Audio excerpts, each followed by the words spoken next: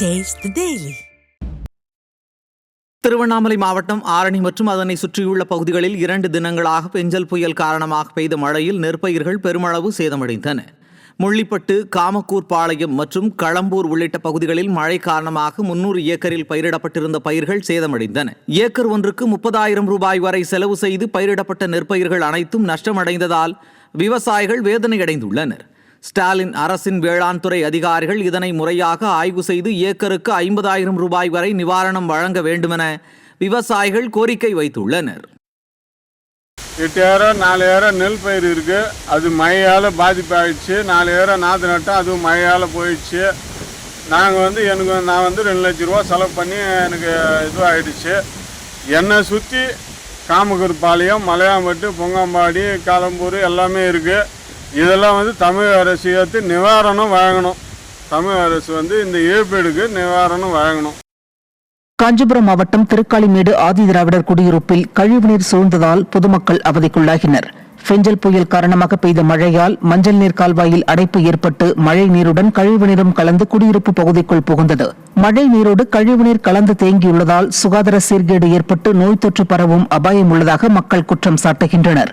சமூக நீதி மாடல் என விளம்பரம் செய்து கொள்ளும் ஸ்டாலின் அரசு பட்டியலின மக்கள் குடியிருப்பில் எந்த அடிப்படை வசதிகளையும் மேற்கொள்ளவில்லை என்றும் இப்பகுதியின் பாஜக கவுன்சிலர் ஒரு நாள் கூட எட்டி பார்க்கவில்லை என்றும் அப்பகுதி மக்கள் குற்றம் சாட்டுகின்றனர். பெஞ்சல் புயல் காரணமாக தமிழகத்தின் பல்வேறு பகுதிகளில் சாலையில் மழைநீர் தேங்கியதால் பொதுமக்கள் மற்றும் வாகன ஓட்டிகள் அவதியடைந்தனர். வேலூர் புதிய பேருந்து நிலையம் அருகே உள்ள பெங்களூரு சென்னை தேசிய நெடுஞ்சாலையில் முழங்கால் அளவு மழைநீர் தேங்கியதால் வாகனங்கள் தண்ணீரில் மூழ்கி செல்லக்கூடிய நிலை ஏற்பட்டது. அதேபோல் விழுப்புரம் மாவட்டம் மரக்காணம் அருகே கூனிமேடு பகுதியில் வெள்ளம் பெருக்கெடுத்து ஓடியதால் போக்குவரத்து முற்றிலும் பாதிப்படைந்தது. மழைநீர் வடிகால்களை ஸ்டாலின் அரசு முறையாக பராமரிக்காததால் இதுபோன்ற வெள்ளத்தில் சிக்கி தவிப்பதாக அப்பகுதி மக்கள் வேதனை தெரிவித்துள்ளனர்.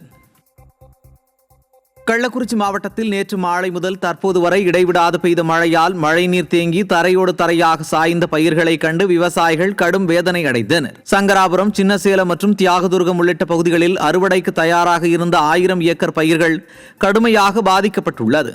இதனால் விவசாயிகள் செய்வதறியாது திகைப்பில் உறைந்தனர். மேலும் நடவு பயிர் செய்துள்ள நெல் மற்றும் மக்காச்சோளம் பயிர்களும் நீரில் மூழ்கி தத்தளித்து அழுகும் நிலையில் உள்ளது. எனவே ஸ்டாலின் அரசின் வேளாண்மை துறை அதிகாரிகள் நேரில் ஆய்வு செய்து உரிய இழப்பீடு வழங்க வேண்டுமென விவசாயிகள் கோரிக்கை விடுத்துள்ளனர்.